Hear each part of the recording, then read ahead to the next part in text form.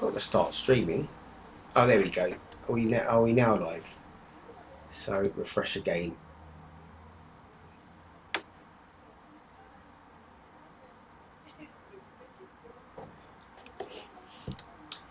Yeah, there we go. Okay. So I'll hit another test. And I think people can leave comments, but I'm going to do a share on social media as well. So share, I'll share this one on Twitter. Although Twitter only has a couple of 100 million users compared to other platforms, and no wonder why, because it's full of junk actually. Not that the other ones are that much better, but yeah, Twitter has a couple of 100 million platforms, whereas things like Facebook have 2 billion platforms. So it's kind of like, you know, other platforms are 10x, but nonetheless, that's where I shared. Excuse the noise in the background. That was cars beeping, and I got the window open. So this video is actually motivated by, I think we've got another tab here, close hexagonal packing, and I was asked a question, and it was actually to do with a video that I posted previously, which was about a hexabins plot, which is basically hexagons effectively. And the question was something like why or where would you use this, or what is the use case for hexagonal packing? And kind of like the first thing I did is, my answer was, go and have a look at close hexagonal packing in particular. But I thought, you know what, I'll link this up to Python as well. And actually, someone's written quite a nice piece of code over. I believe it was this one over here. I clicked on a few of them. Yeah, I think it was this one. It's quite a nice piece of code for hexagonal packing, but we'll see that because he's written it. It's actually used, and this actually probably addresses the second part of the question. He's actually used in this piece of code. I could actually click on it and sort of like jump part way through so you can see. Let's actually go like part way through on this.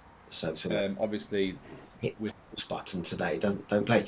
But he's actually used Notepad++. I actually thought he was using Notepad, so at least it's one better than using Notepad. But he's using Notepad++ over here, and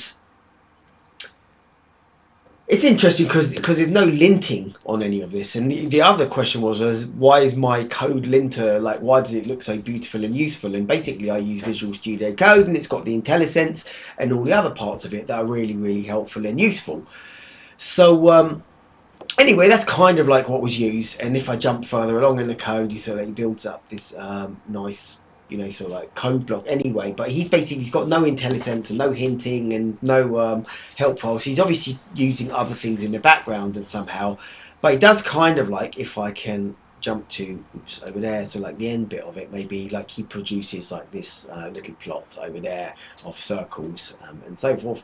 So there is you can still achieve the same output, and the length of code was about, I don't know, I'm not even sure if it exceeded 100 lines of code. So maybe on a later one there, that's still only about 60 lines down there of code. So it's able to achieve this relatively fast in Python. But anyway, let's jump back to it. So one thing that I've done is I have relaunched this, which I haven't used for absolutely ages and ages, which is just a Office Draw thing, LibreOffice Draw, which is a free drawing environment. And I'll have to remind myself of all of the bits, but basically I think I can do a new page over here. And the reason I'm doing that is because what is this hexagonal packing basically? So I think I can zoom in as well, so I can do other things. Zoom in a little bit, so maybe make everything a little bit larger. I just generally sometimes use this. I tend not to for code, but because I know that I'm going to be drawing a lot of stuff, maybe I can find things. And the first thing I'm looking for is a hexagon, and whoopee, I found one, so I got a hexagon. So that's going to make life 10 times easier than drawing it in something else. Now, I won't fill out the hexagons, so area is basically none. There we go. And maybe I'd make the line colors a tiny bit thick for the purpose of viewing this video. So there we go. And actually, I don't know why I'm going to do this. Well, I do know why. I might make it like an orangey colour. There we go. Well, I wonder if I can get a bit lighter. I hope that's viewable. I've made it yellow. And yeah, this is going to answer part of the question. And really, actually, the other bit of the question, so why close hexagonal packing? Maybe I should actually write that question out somewhere. So like, why, why hexabin plots? Okay, now you can use them for a whole bunch of different things, and definitely put your comments in the actual video if you want to. But aside from putting your comments in the video, I'm going to, have my two pence worth. And I mentioned, and I say it like this, but in some of the videos and the literature that I looked around, it was slightly different. But I say close. So I did it like that. Let's just remove that and go again. So close.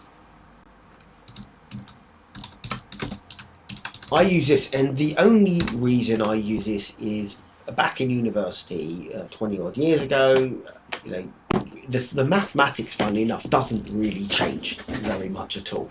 But the phrase close hexagonal packing is used, and it's used for atoms. Basically, it's a way of packing atoms very tightly together. In particular, I think, when I looked at it, was in lead pencils, and you get these very tight, strongly structured layers with these loose layers. And one of the videos actually shows part of it, and I might be able to draw it out. So I don't know if I'll be doing Python code in this or not. I think I might do. But anyway, before we even get to those parts, I'm going to jump in, and so maybe I'll do a new page over here. So that's in front of our other new page, and I'll go to our new page if I can. Can I double click on it and go to it? No, there we go. So I'm on the new page now, and rather than using hexagons, I'm going to do, if I can, a circle, and maybe I will take the same formatting, so there'll be no thing there, a thick sort of line here, and a yellow here. Maybe I'll change the colour for the sake of it now, so we'll go with like a purple. Now, I take one circle just like this, and I'm hoping it's sort of like the perfect circle, and I do a copy and a paste and sort of like move it down here, and I can sort of like join them up, and I can copy and paste and join them up again. We can see where we're going with this copy and paste, and we can join it up one more time. And if I have done the joins correctly, so I just make them so that they just touch. So I'm hoping that now they just touch. There we go. So we've got like sort of like just touching. And we've got this gap here, so that's not like the best in the world, but I'll copy that and I will put it down below, just like that. But I'm just going to now rearrange the circles. So let's move this one out of the way, or at least our third circle. We're going to do this instead, right? Which is this. And this looks nicer, doesn't it, already? There we go. I want to get it to the point where they're just touching. So if there's a slight gap in between, that's fine. But I'm doing this instead, and let me just scroll up a tiny bit. So there we go. We can combine 4 circles. I could have done it with 3. We can combine 4. We can do it with any number of circles. But we see that this object here has a perimeter going around it, and I wonder if I can do some sort of a polygon. I wonder if I can do this loose shape. So it goes from here to here, then sort of like outwards bit, and then down here. We're obviously going to be drawing a square, so I could have drawn a square, but sort of like touching the edges as best I can. We sort of like go like that, and that's our polygon, and our polygon is a square. But we can do, if I haven't lost it, go back. There we go. We got the polygon shape again. This one here now goes sort of like from this tangent to this one over here, but then it continues a bit further on, so like over to the edge over there, and it kind of like, I haven't done that quite right, so let me get back a little bit, or I'll undo that, delete. That's the good thing about doing this. We go from here to here, and we go a little bit further down. There we go. I'm a bit closer on it at least. And we're sort of like able to go down, if I can get it right, and like, I don't know, go there. Kind of like, it's a much closer, tighter shape. We sort of like get the hint, even though I've done a bad version of drawing on it. So there we go. It's something like that. Now, if I was to fill out the gaps, so like with a paintbrush, we can see that these gaps are much smaller, like much smaller. So this has like a closer area, and this is like a tighter fit. And I don't know if I can do this or not, but I'll delete that away and I'll remove this one over here. I actually wonder if I can select all of these and make them smaller. I don't know if I can, so I can fit more in. There we go, I can. Right. And presumably I can do the same with this if I did it with that one. Yeah, I can make them smaller, so that's quite good. But in any event, I can actually do this anyway. I can continue the patterns now, so copy paste. Like we can extend this like that, and then we can extend this one like this, right? And I could do the same with the ones down below as well, but I'm going to change it up slightly a little bit, because I'm going to change it up slightly a little bit, which is that I can actually cheat, should we say, and I'll take one set of circles over here and do copy and paste, and I'll put them over there. But now I want to pack them in this nice way, and so I'll take the next set of circles, the same set of circles, and do copy and paste. And I'd like to do this, but then I'm going to jiggle them around, right, just like that. And we're making these small triangle shapes rather than these like square shapes. And copy and paste, I'll just do that again, and I will jiggle it around again, and then one more time here, copy and paste. And so we get the idea. One of these is much more tighter fitting than the other one, and actually one is actually much stronger as a structure. And there's certain things I'm going to draw about these, but this one here down below is stronger as a structure. We're going to like identify what they are effectively. So this is the answer to closed hexagonal packing. But one of the things that we see is we've got a row over here. So this is row 1, and yeah, I'll keep that color and then copy paste. Sort of like this here is like row number 2, and we'll change the color of that to, I don't know, any other color that isn't that. So baby blues and something different, greens. There we go, blues and greens. And we'll make our lines a little bit thicker so that we can see a bit clearer. So that's point 1 there and point 1 over here. And we've got that one, and copy paste, because these repeat, you know, down here. So we've got like this type 1 row and type 2 row, and again type 1 row and type 2 row. Whereas here they're all of the same type. So these are kind of like all of type 1. So these are all of this. Look up here. We've got one here, that's exactly identical, and this one is exactly identical. Now, we also see this structure that's built, this inner structure, and I will just actually revert to something like a square over here, because I can do. But basically, like if we look at any piece over here, I'll do that, and I will also do the fill as none. And so like I'll make the line color like that. So there we go. That's kind of like our shape. If I've managed to go, sort of like get to the center points of the circles. I don't know if I've managed to do that completely right, but we can sort of like see whatever we do, we're going to have these square shapes. So if I take this and do copy paste, and I can make this square smaller, so like refit it. But basically, it doesn't matter what we do, we're always going to get these center points of the circle. So like there we go, like squares. So we can see these squares everywhere. Now, in this shape down below, both of these are built up of circles at the moment, but we can still see like an underlying pattern that comes about. And I'll just do that because I think I can just format the painter here. So I can, I wonder if I can clone it. Oops, not clone that, but clone this one. So, and then there we go. So we still got the same formatting. And if I just put this down below, we can see what's actually, oops, Control Z. Let's go back on this green thing here. That's the second time Control Z. Annoying. There we go. Right. You can kind of like see what's happening here. We've got hexagons instead of squares. So at the top we've got that. And we've got hexagons, and we've also got bigger hexagons. So I think I can copy and paste that and then make that one even bigger. So like at each juncture, if I do that correctly, I wonder if I can.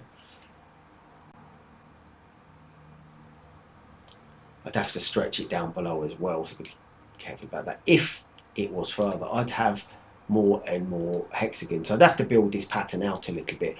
But we can see, you can sort of like imagine that like we've got these square structures here, we've got these hexagonal structures over here, and maybe it might be a bit clearer if I just do copy this and paste it and sort of like move it across. Here's another hexagonal structure. So we've got these hexagons. I'll colour it in a different colour just so that it's visible. This is effectively what we've got. So we've got these hexagons that live around. Maybe I'll move it up so we can see it clearly. There we go. So like, I'll move it there. Now we can see our hexagons nice and clearly.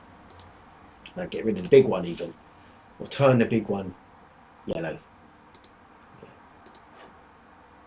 Right, so we can see that we got our hexagonal structures here, and we can see that we've got our square structures here. And really, the square structures are built out of the fact that even though we've done everything with circles, it's really built out of a bunch of squares. And maybe actually I'll just copy these squares here, but if you took any one of these squares, like the smallest constituent one, and paste it, we could replicate that. So really it's just a bunch of, copy this, it's just a bunch of squares. So this is what the strength of the lattice actually looks like, which is this, I call it a lattice because it's always called a lattice.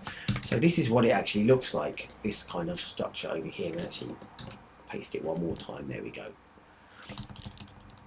So it looks something like this, whereas this particular structure over here, if I moved it over to the side, it would sort of like, if I would paste it, you can imagine that I can glue these together.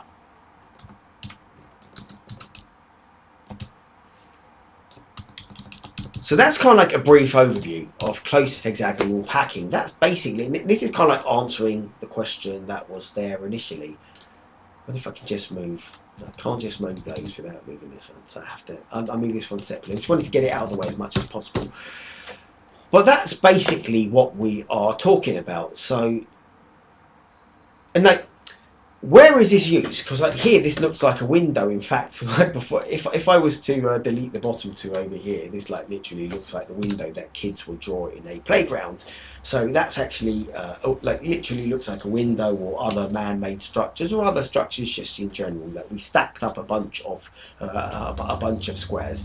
And this one here, it looks like something. Now, what does it actually remind us of, and why did I draw it yellow? The clue was in the fact that I drew it yellow, so like why hexabin plots. But these are very natural structures, and I drew it yellow because it is actually copy-paste. When I do this now, it looks much nicer.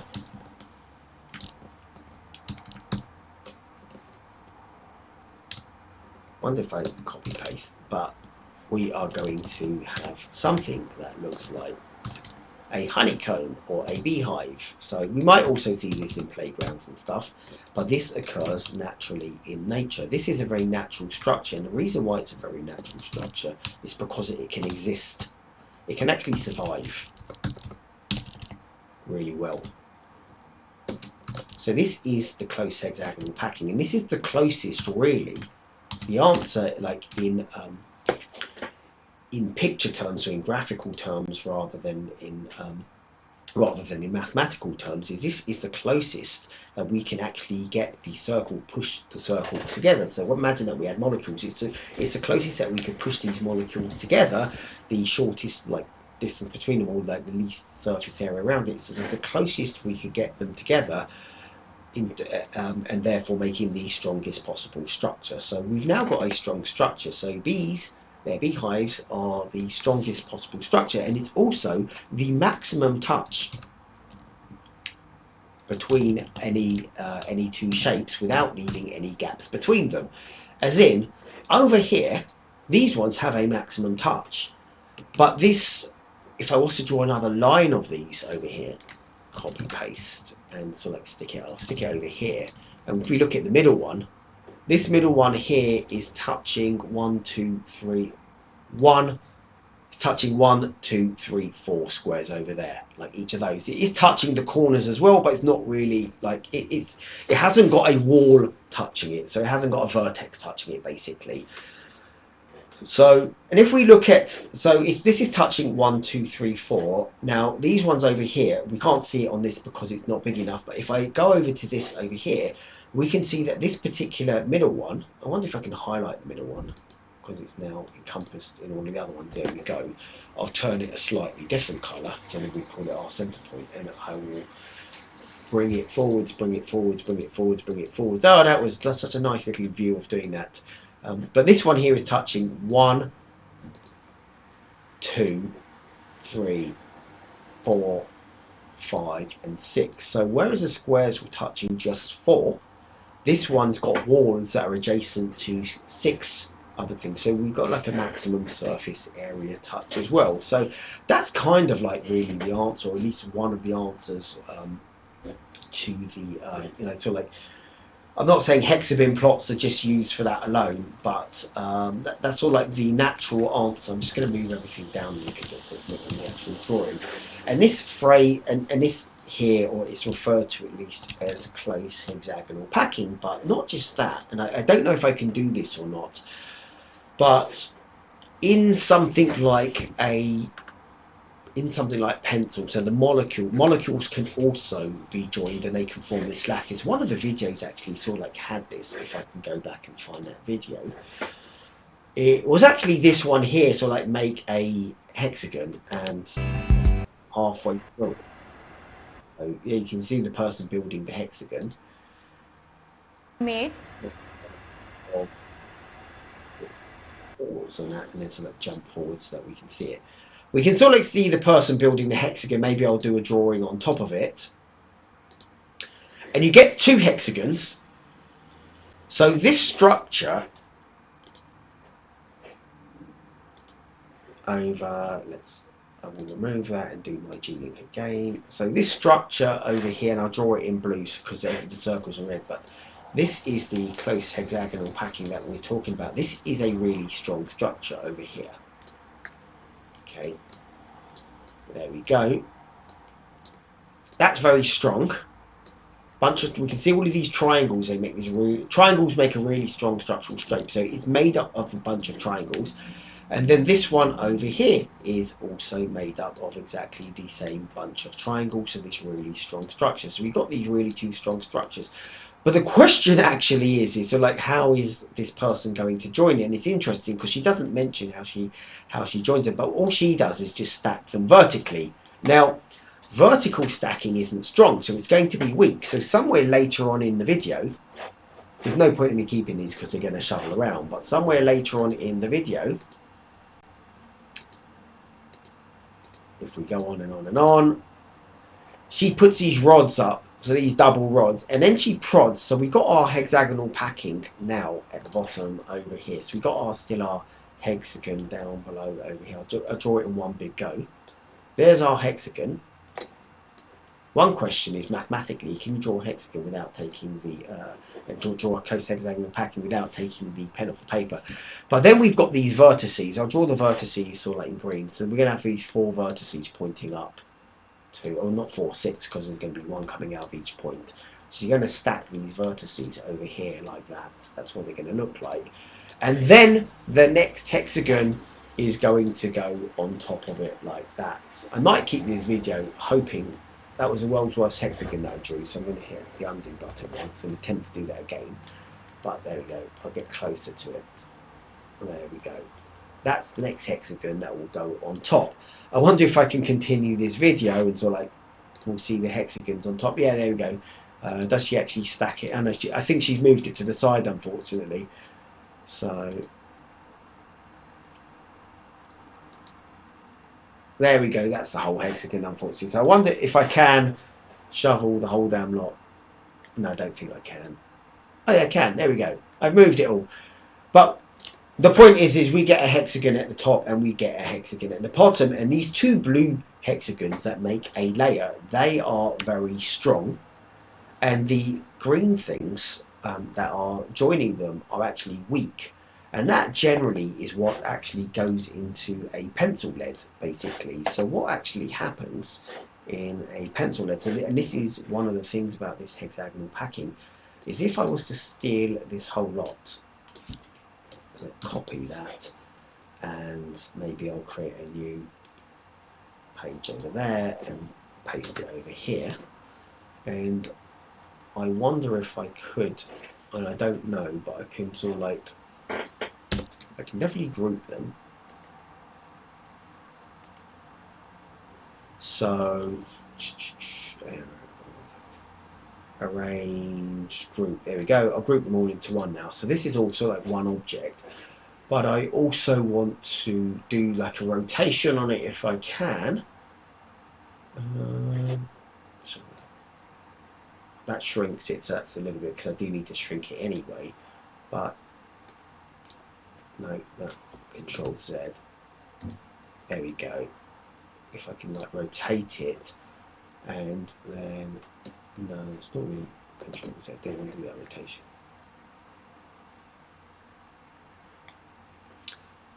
I wonder if I can sort of like do a 3D, I wanted to do a 3D rotation on this shape. Arrange, flip, ungroup, enter.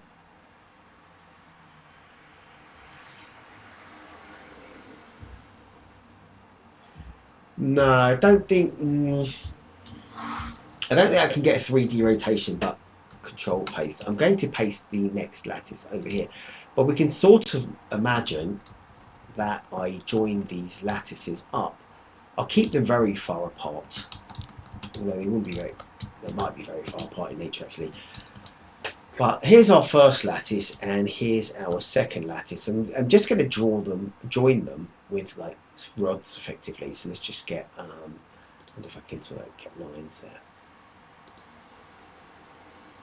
So like each one will join to its natural line. So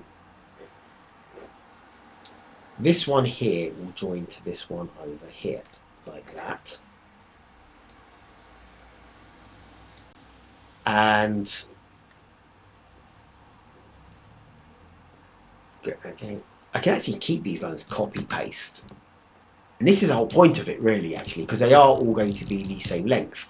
This one here is going to join to this one, paste, and so forth. If I do one on the orange one as well, we can literally see that these two surfaces, so this is now, I will call them, this one here is surface 1, make that wider over there, and copy paste. This one down below is going to be surface number 2. And these two surfaces can be perfectly stacked on top of each other. So this is surface 2. You can imagine that these surfaces are much, much wider. So they extend much wider, and there's many more surfaces. And these are what make the surfaces, for example, of a pencil lead. So, you know, again, just an example of something that exists in nature, basically. So copy paste. I'll do like one at the bottom one as well, but we can kind of like see that these lattices are stuffed on top of each other, basically. So that's kind of like what they look like. So that's basically it. And as we sort of like draw, like these ones can get broken. These very thin blue lines can get broken easily, but these ones are strong in between them. Now a beehive is slightly different. It's kind of like only one thing, but like you can imagine that there's all types of these sorts of structures, and maybe like you could argue if we rotated it or did something else that we'd get some other patterns. But I think that's basically it. So I haven't gone into any Python code in particular. I could have taken the circle code, but it was weird because the code that was actually done for the circles,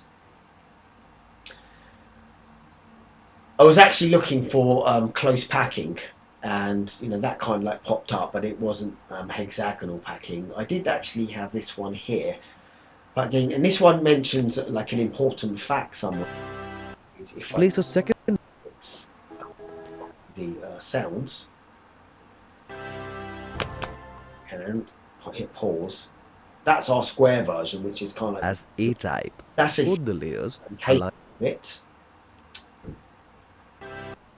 Hit pause again because I don't want to be seeing all of the other stuff. That's all like our rotation of it. This video actually does quite a good job, but we can sort of like see the angles in between kind of like in a more three-dimensional way than the version that I've drawn on it.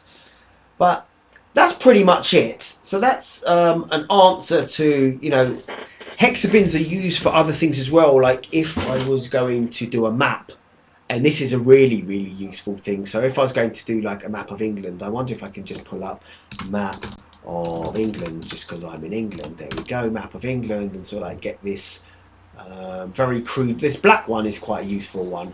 If I can get it out and sort of like, I wonder if I can copy the image. I can't. Upload the image or something. I can't copy the image here, but I can actually possibly snip an image. So new, there we go. I'll snip this image if I can. Oops. I'll hit escape and try and do that again. So new, and I was like, get this image here. Now, where are we going to use hexabins, right, is the question. And I'm going to paste this image, so I'll just go and do a new page over here like this and paste this image in over here. And that's the map of England. And here is my hexabin plot. It's not my hexabin plot yet. Copy. I'm actually going to colour these now all. I'll actually paste it straight on. So like paste, right? And I'm going to make it all one colour. So I will make it all greens, for example, and then make the lines all a bit thinner and compress it all in if I can. So let's make them all much smaller like this, and copy paste. Right, there we go. And so that I'll start moving them down, right? But the thing about the hexabins is we can get these areas of our country, and you could use squares, but it's much more useful because you can get this much closer zonage in a hexabin plot, and we can see this already manifesting itself really well. Now, anyone near the sea, we can sort of like maybe, I don't know, remove them. So that's an offending one because it's not really great for hexabin. But we can see that just from this shape alone, it's like I can keep on doing this and replicating it all over, and we can get closer. The circles would have gaps, squares that would fit, but they would just fit not as well. Now you could argue that you could improve the resolution of it, so like make smaller and smaller squares. You could, but every time you make smaller and smaller squares, you can make smaller and smaller hexabins. So hexabins kind of like fit in very nicely, and I just sort of like want to get a little edge of this copy paste because the hexabin is really going to fit in quite nicely. This is one edge. Well, I'll delete a few more bits, but we can still like see where the plot fits in very nicely. There we go. And I sort of like, if I remove some of these ones, I'll call them bad edges. I don't know what to call them. These ones are definitely bad edges, but we can encompass to a very strong degree depending on the shape of our hexagon plot. We can see that I could map out all of England really well in these zones, and I can sort of like pick any one of these, if I can do that, any one of these, and kind of like, I'll do a little fill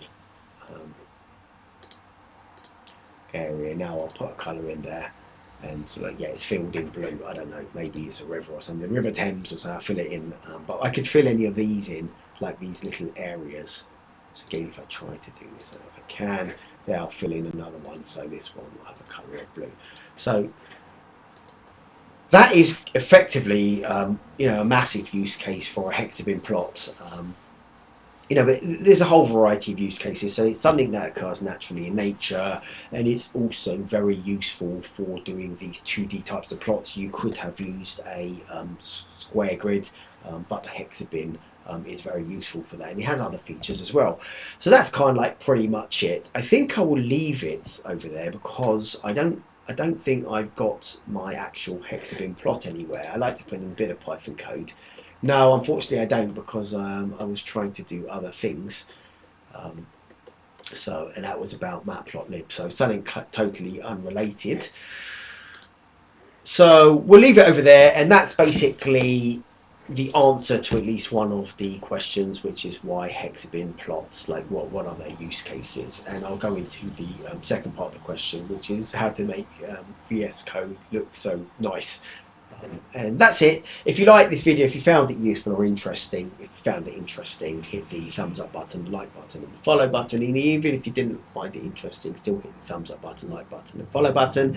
If you have any comments or things that I've missed out, or things that I could do better, or things that were wrong, or just any general comments, improvements, or any just general observations that you can enhance this video with, then by all means also leave a comment in the comment section, because it's useful just to know. And that's pretty much it. I'm going to sign off. So thanks for watching, and yeah, that's it.